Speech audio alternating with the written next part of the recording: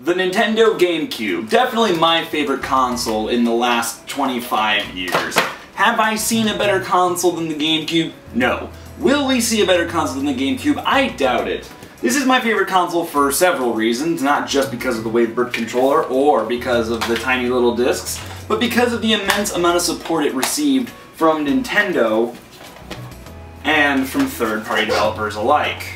One of my and many others' favorites from the GameCube had to be 2003's WarioWare Inc., which was actually originally released on the Game Boy Advance earlier that year. It offered something we have yet to see in gaming, a butt-ton of silly random games. It's like Nintendo took the concept of minigames from Mario Party and completely stripped them down to create these wacky 5-second bursts of fun.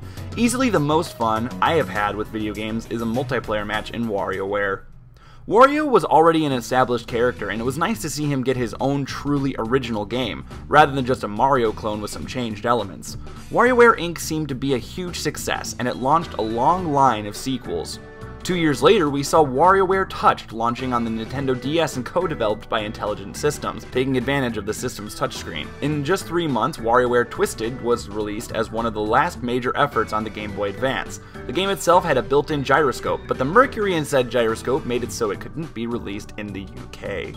On January 15, 2007, the Wii would get WarioWare Smooth Moves, focusing on the Wii's motion controls.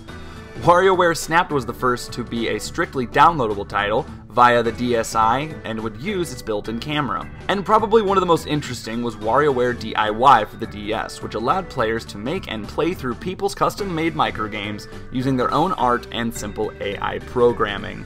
Although all ventures were interesting, the original WarioWare Inc. on GameCube remained the most enjoyable since it never required a gimmick. It was just good, fast-paced fun.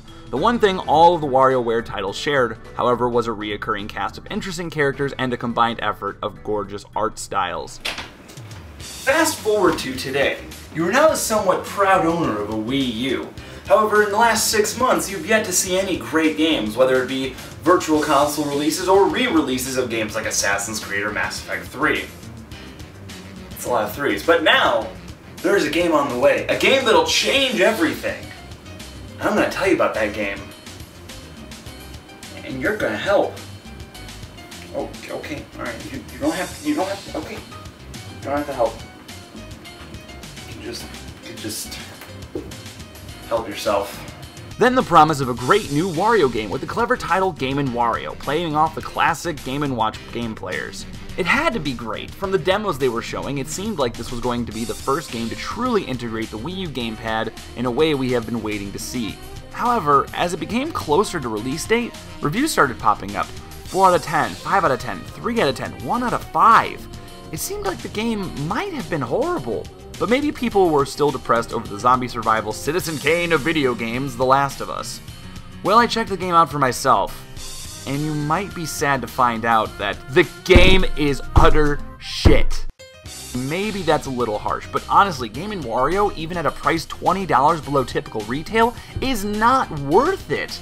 Nintendo traded out the vast variety of microgames for just 16 games, which honestly would not be a big deal if these games were actually good. This feels very much like a generic pack-in title for the Wii U, which would be a compliment seeing as how Wii Sports was amazing and Nintendo Land was fantastic. Starting the game up, you'll be greeted by a typical WarioWare animation, which in this game are still pretty solid. Maybe not as funny because most of the jokes have been so overused just in the marketing. I'm looking at you, crowd farter. Still, the animation is crisp. We take a picture of ourselves for our personal game ID and get started. We have the typical fourth wall breaking plot as Wario is planning to create his own game for the newest game console that uses a gamepad with a built-in screen.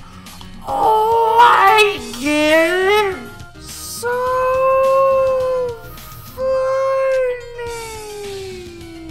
We have a selection screen where we can choose the games we want to play, but we can only play other games once we beat the ones we have. So naturally, the first one is so brain-numbingly easy, no one could possibly fuck up.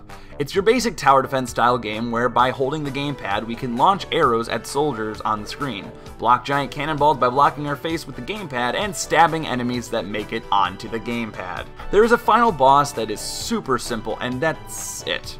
About 1 minute, give or take. A complete joke. Next we play Shudder, probably one of the coolest games in Game & Wario, but honestly it just makes me dream of what Pokemon Snap U could be like. You are given 5 characters to search for and an area they are all in. Using the gamepad as a camera, you can zoom in and look around. Make sure your camera is focused and take the picture at the perfect moment. Anytime I screwed up, I expected the editor to say, "You were close. I miss you, Professor Oak." Now, simply ski, which completely ruins one of my favorite WarioWare characters, Jimmy. This is truly pointless, as it is literally a carbon copy of the F-Zero game from Nintendo Land. Top-down view on the gamepad, you tilt side to side, and a normal view on the TV. Stupid. Also, the races are so short. This, however, makes me realize that Jimmy would make an awesome as a sex character. The 4th game is Patchwork. It's literally a puzzle-like picked-across style game that they completely over-explain. Just match the shapes and see what they make. Oh look, a pony! Kung Fu has you jumping across platforms from a top-down angle and you steer using the gamepad, collecting garlic as you go. It does have a very nice art style that reminded me mostly that I need to finish Okami. Okay, gamer has to be cool, right? After all, in the other games it turned classic Nintendo games into silly micro games. Alright, nice, we are playing micro games, the classic nose picker. Wait, what? Mom, I'm trying to play my game! Oh, I get it. It's like when you try to hide your game under the covers because all your mom is trying to do is get you to sleep so you can be healthy and well rested. What a bitch, right? So, the game proceeds to tease you into playing micro games while actually just being a game about hiding every time your mom looks at you. And can I just ask, why is this game so terrifying? Look at your mother's evil glare. Look at the TV freaking out and oh my god, 9-Volt, put your helmet back on! Now, on to design. No! Fuck design. I will come back for this shit later. Just, for now, it's the worst. Skipping to Ashley, we have what seems to be something I'd expect from a mobile game. Simple tilt-to-control and really boring design. Fly around, collect the gems. That's about it. The only thing worth noting is Red's sweet mustache. Speaking of, probably the best part of the game, sadly, is the title cards. They scream B-horror film, and I absolutely love it. One of the only other games that showed much promise was Taxi, but much like Shudder, just left me wishing for something else. In this case, Crazy Taxi U. This one has you driving around a farm trying to shoot down UFOs, saving animals, and taking them back to the farm, only to fight the mothership. The combined driving and shooting mechanics were interesting, and the gamepad's first-person view combined with the TV's overworld view was pretty neat. Finally, we have Pirate, the game that Wario has been working on in order to sell his game about games.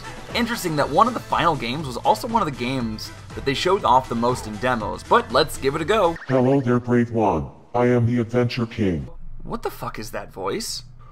That's enough. Warm enough. Come on, lads, let's do it. What the fuck? What is wrong with Wario's voice? Was Charles Martinet too busy? Anyway, the art here is great, and it's impressive that you can look 360 degrees with the gamepad. But this game is way too simple. They tell you what way to look and then you look in the direction. You are expected to do it to a very simple beat. So this is easy. Alright, it's dancing time. When I say come on, match my moves. Try to keep up.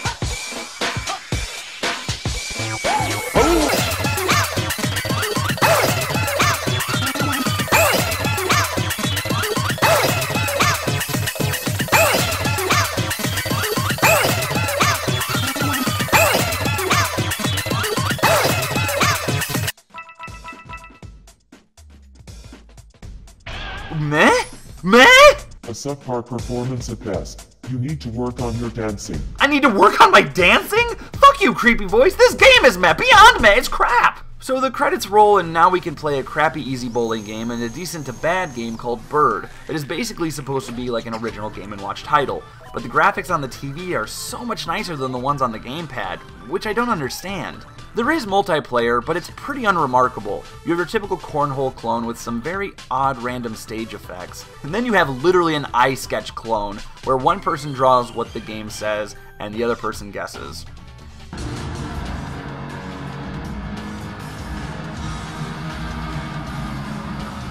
And finally, Fruit. If you have yet to play or see Spy Party on PC, this game is actually the closest thing to it I have seen.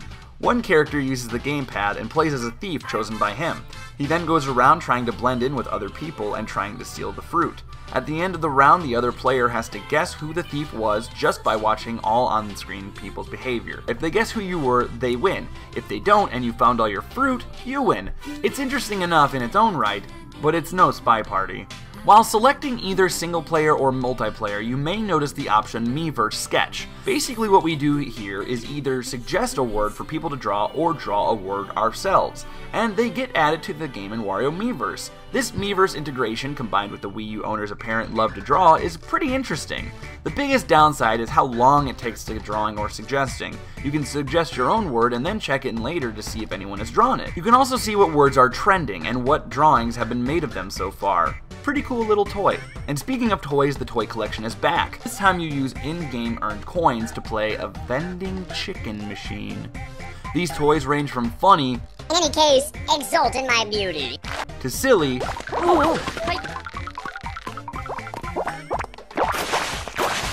to flat out stupid.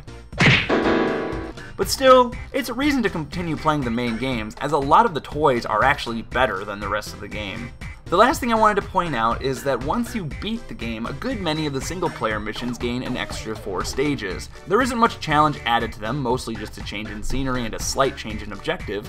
I was happy to play more rounds of Shudder, but that was about it. Also, now Jimmy's Ski Game has an endless mode that has orgasming women. So there's that. To close out, Game & Wario may be the first bad WarioWare game, and possibly even the worst Wario game to begin with. The Wii U owners are patiently awaiting the game that validates our early purchases, but Game & Wario certainly is not it. If you really want a great collection of minigames, just stick with Nintendo Land. The games are longer and feel like they were designed much better. Unfortunately, the tried and true Wario charm did not pull this game out of the gutter, and I'm forced to give it a 4 out of 10.